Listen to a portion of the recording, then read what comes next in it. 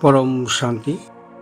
আজকের আলোচনা শুরু করার আগে আমি আপনাদের সবাইকে মাত্র কয়েক সেকেন্ডের জন্য একটু পিছনের দিকে ফিরে তাকাতে বলবো।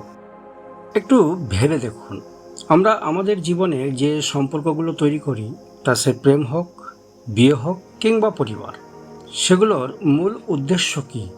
আনন্দ, শান্তি এবং একে অপরকে একটু মানসিক স্বস্তি দেওয়া, তাই না? কিন্তু আমাদের জীবনের সবচেয়ে বড় কটুভাস বা প্যারাডক্সটি কোথায় জানেন?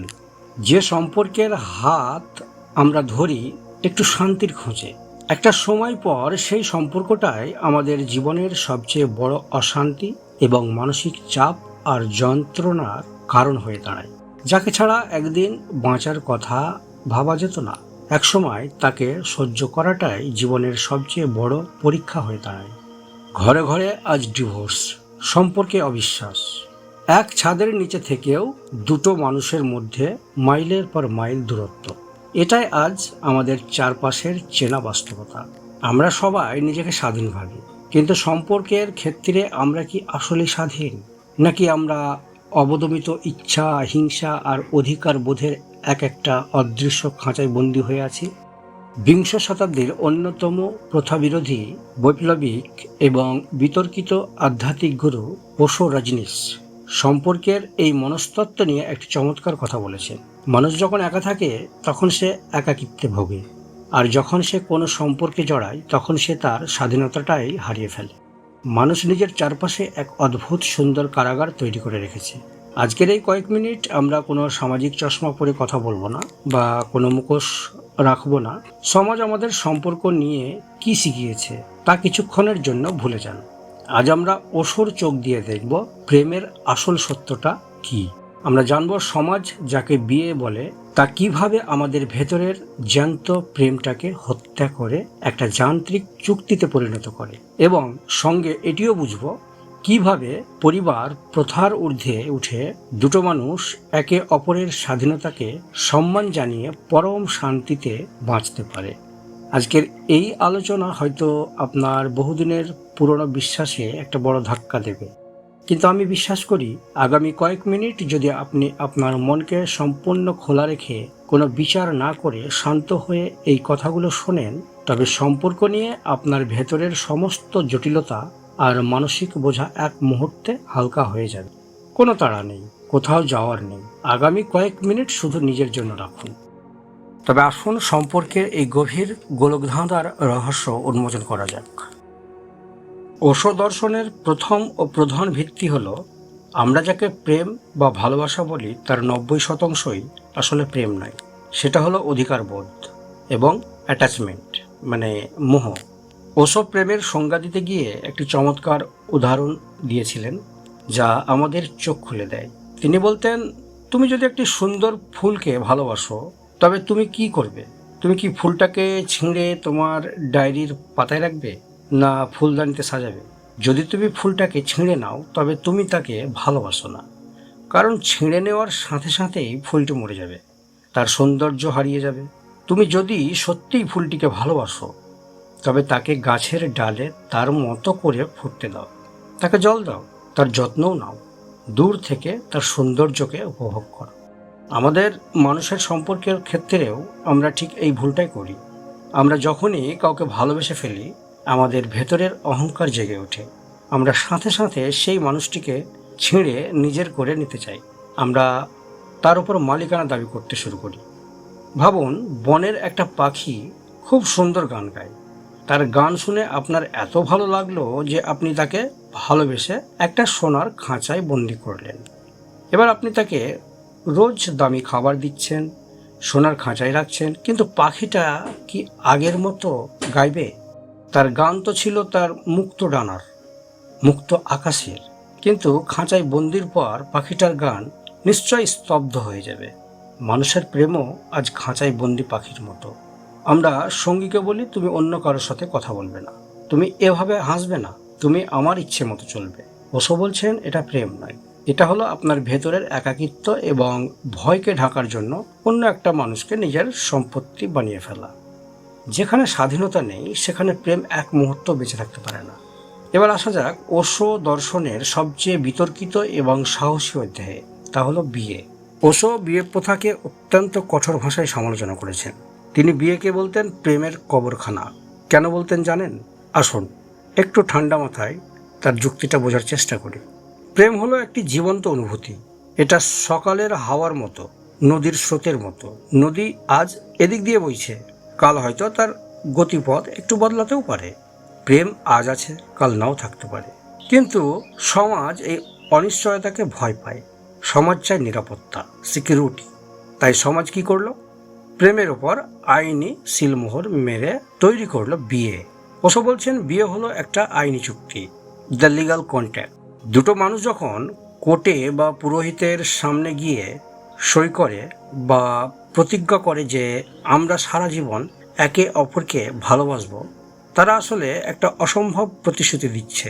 একবার ভেবে দেখুন, আপনি কি গ্যারেন্টি দিতে পারবেন যে আগামীকাল আপনার কোন খাবারটা খেতে ভালো লাগবে? পারবেন না, কারণ মানুষের মন পরিবর্তনশীল। তাহলে আপনি কিভাবে গ্যারেন্টি দেন যে আজ থেকে 20 বছর পরও আপনি এই মানুষটাকেই একইভাবে ভালোবাসবেন?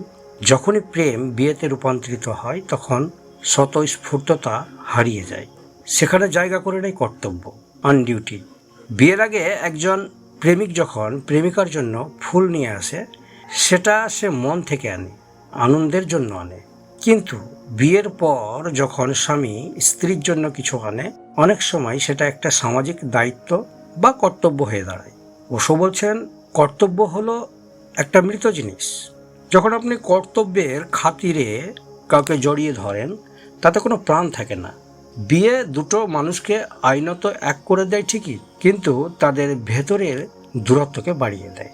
কারণ মানুষ তখন ধরেই নেয় এই মানুষটা তো আমার আইনি সম্পত্তি, এ তো আর আমাকে ছেড়ে কোথাও যেতে পারবে না। আর যখনই এই নিশ্চয়তা চলে আসে, মানুষ একে অপরের প্রতি যত্ন নেওয়া বন্ধ করে দেয়। সম্পর্কটা বাসি এবং যান্ত্রিক হয়ে যায়। ওশোর এই চিন্তাকে আরও সহজ করে একটি সুন্দর রূপক গল্প দিয়ে বোঝা যাক।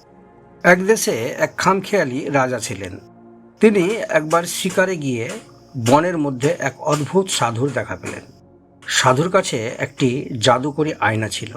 সেই আয়নার বিশেষত্ব হলো তার সামনে দাঁড়ালে মানুষের মনের আসল রূপটা দেখা যেত। রাজা জাদুকরী আয়নাটি দেখে মুগ্ধ তো হলেনই, এবং সাধুর কাছ থেকে সেটি চেয়ে প্রাসাদে নিয়ে এলেন। প্রাসাদে এনে রাজা আয়নাটিকে একটি গোপন ঘরে রাখলেন এবং তিনি প্রতিদিন তার রানী, মন্ত্রী এবং বন্ধুদের সেই ঘরের সামনে নিয়ে আসতেন এবং আয়নায় তাদের ভেতরের সত্য রূপ দেখতেন। কিন্তু কিছুদিন পর রাজা একটা অদ্ভুত বিষয় খেয়াল করলেন। আয়নাটি যখনই ঘরের দেওয়ালে স্থায়ীভাবে টাঙিয়ে দেওয়া হলো, তার জাদুকরী ক্ষমতা আস্তে আস্তে কমতে শুরু করলো। আয়নাটি আর আগের মতো স্পষ্ট ছবি দেখাতে পারছিল না।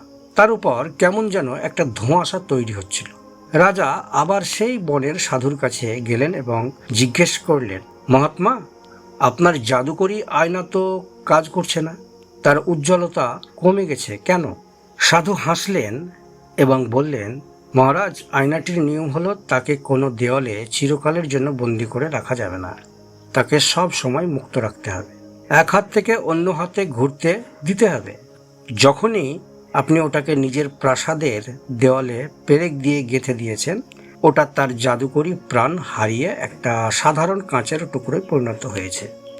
আমাদের জীবনের এই প্রেমও হলো সেই জাদুকরী আয়নার মতো। এটা যখন মুক্ত থাকে তখন এটি আমাদের ভেতরের বৈশ্বিক রূপকে দেখায়। কিন্তু যখনই আমরা তাকে বিয়ে নামক সামাজিক দেওয়ালের পেরেক ঠোকে স্থায়ী করতে যাই, তখন প্রেমের সেই জাদুকরী আলোটা নিভে যায়। ওটা তখন কেবলই একটা সামাজিক ও পারিবারিক সমঝোতার কাঁচের টুকরো হয়ে থেকে যায়। তাছাড়া প্রেম ও বিয়ের পর ওশো পরিবার নিয়ে যা বলেছেন, বর্তমানে যুগে পরিবার ব্যবস্থা মানুষকে স্বার্থপর এবং সংকীর্ণ হতে শেখায়। আমরা ছোটবেলা থেকেই পরিবার থেকে শিখি, এটা আমার বাবা, এটা আমার মা, এটা আমার সন্তান, কিংবা এটা আমার বাড়ি, আর বাকি দুনিয়াটা যেন পর। এই আমার ও পর এর দেওয়ালটাই পৃথিবীতে সমস্ত যুদ্ধ এবং হিংসার জন্ম দেয়। পরিবার আমাদের শেখায় কিভাবে শুধু নিজেদের গণ্ডির মধ্যে সুরক্ষিত থাকতে হয়। ওশো একটি বিপ্লবী কথা বলেছিলেন। তিনি বলেছিলেন, সন্তানদের কেবল বাবা মায়ের ব্যক্তিগত সম্পত্তি হিসেবে বড় করা উচিত নয়।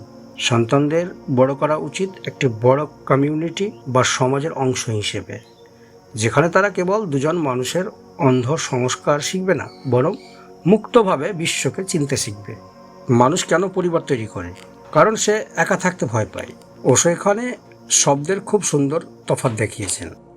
একাকিত্ব এটি একটি নেতিবাচক অবস্থা। এর মানে হলো আমি একা এবং আমি আমার সঙ্গীর অভাব বোধ করছি। আমি ভেতর থেকে শূন্য। এই শূন্যতা ঢাকতে যখন আমরা কোনো সম্পর্কে জড়াই, তখন সেই সম্পর্কটাও বিষাক্ত হয়ে যায়, কারণ আমরা সঙ্গীকে আমাদের শূন্যতা পূরণের পাত্র হিসেবে ব্যবহার করি। অ্যালোননেস বা একাকিত্ব, নিজের মধ্যে যে পূর্ণতা, এটি একটি ইতিবাচক বা আধ্যাত্মিক অবস্থা। এর মানে হলো আমি একা, কিন্তু আমি নিজের সাথে নিজেই সম্পূর্ণ। আমার আনন্দের জন্য অন্য কারো উপর নির্ভর করতে হয় না। ওশো বলছেন, যতক্ষণ না আপনি একা থাকতে শিখছেন, যতক্ষণ না আপনি নিজের সাথে বন্ধুত্ব করতে পারছেন, ততক্ষণ আপনি কাউকে সত্যিকারের প্রেম দিতে পারেন না। একবার ভাবুন, দুটো ভিখারি যখন একসাথে বসে একে অপরের কাছে ভিক্ষা চায়, তখন কেউ কিছুই পায় না। কিন্তু দুটো সম্রাট যারা নিজেদের মধ্যে পূর্ণ, তারা যখন একসাথে বসে, তখন সেখানে আনন্দের উৎসব হয়। তাহলে ওশোর মতে সম্পর্কের সমাধানটা কি? তিনি কি আমাদের সব সম্পর্ক ভেঙে দিতে বলছেন? সবাইকে সন্ন্যাসী হতে বলছেন? না, একেবারেই নয়। ওশো আমাদের এক নতুন ধরনের সম্পর্কের পথ দেখিয়েছেন, যাকে তিনি বলতেন কনসিয়াস রিলেশনশিপ বা সচেতন সম্পর্ক। এর মূল বৈশিষ্ট্য হলো স্বাধীনতা প্রথম, প্রেম দ্বিতীয়। একটি আদর্শ সম্পর্কে দুটো মানুষ একসাথে থাকবে, কিন্তু কেউ কারো স্বাধীনতা কেড়ে নেবে না। ওশো বলতেন, দুটো মানুষ হবে মন্দিরের দুটো স্তম্ভের মতো। তারা একই ছাদকে ধরে রাখবে ঠিকই, কিন্তু একে অপরের থেকে আলাদা থাকবে। স্তম্ভ দুটো যদি একদম গায়ে গায়ে লেগে যায়, তবে মন্দিরটি ভেঙে পড়বে। সম্পর্কেও কিছুটা স্পেস বা দূরত্বের প্রয়োজন আছে, যাতে দম বন্ধ হয়ে না যায়। আজকের পর থেকে আপনার সঙ্গীকে আপনার সম্পত্তি ভাবা বন্ধ করুন। সে আপনার আগে এই পৃথিবীতে এসেছে, আপনার পরেও থাকবে। সে ঈশ্বরের একটি অনন্য সৃষ্টি। সে আপনার সাথে আছে। কেন? কারণ সে আপনাকে ভালোবাসে, কোনো আইনি বাধ্যকতার জন্য নয়। এই বোধটা যখনই আপনার মধ্যে আসবে, আপনি আপনার সঙ্গীকে সম্মান করতে শুরু করবেন। ওশোর মতে সম্পর্ক হলো নিজেকে চেনার একটি আয়না। আপনার সঙ্গী যখন রেগে যাচ্ছে বা আপনি যখন হিংসে করছেন, তখন সঙ্গীকে দোষ না দিয়ে নিজের ভেতরের দিকে তাকান। দেখুন কেন আপনার মধ্যে এই হিংসে বা ক্ষোভ তৈরি হলো। সম্পর্ককে শুধু শারীরিক বা মানসিক আনন্দের মাধ্যম না বানিয়ে একে আত্ম উপলব্ধির একটি পথ বা ধ্যান হিসেবে গ্রহণ করুন। তো বন্ধুরা, ওশোর এই কথাগুলো হয়তো সমাজ চট করে মেনে নেবে না, কারণ সমাজ চলে ভয়ের ওপর ভিত্তি করে, আর ওশো কথা বলতেন সাহসের ওপর ভিত্তি করে। প্রেমের জন্য প্রচুর সাহসের প্রয়োজন হয়। ভীরু মানুষ বিয়ে করতে পারে, সমাজ সংসার করতে পারে, কিন্তু প্রেম করতে পারে না। সম্পর্ককে লোহার শিকল বানাবেন না। সম্পর্ক হোক দুটো মুক্ত পাখির আকাশ ছোঁয়া ডানা। আপনি যখন কাউকে ভালোবাসবেন, তাকে এতটাই স্বাধীনতা দিন যাতে সে চাইলে আপনাকে ছেড়ে চলেও যেতে পারে। তবে হ্যাঁ, আপনার প্রেমের গভীরতা এমন রাখুন যেন কখনো আপনাকে ছেড়ে যেতেই না চাই। তো আসুন আমরা অধিকার বোধের কালা থেকে বের হয়ে এসে খাঁটি প্রেমের সেই সুন্দর ফুলটিকে ফুটতে দিই। নিজের মধ্যে পূর্ণ হন, তবেই আপনি অন্য কাউকে একটি সুন্দর এবং মুক্ত জীবন উপহার দিতে পারবেন। আজকের এই দীর্ঘ আলোচনা যদি আপনার সম্পর্কের কোনো একটি জটিল গ্রন্থিকে আলগা করতে সাহায্য করে, তবেই আমার এই আলোচনা সার্থক। এতক্ষণ ধরে গভীর মনোযোগ দিয়ে এই বক্তব্য শোনার জন্য আপনাদেরকে অন্তরের অন্তঃস্থল হতে ধন্যবাদ। আপনারা সবাই প্রেমের আলোয় আলোকিত হন, সচেতন হন।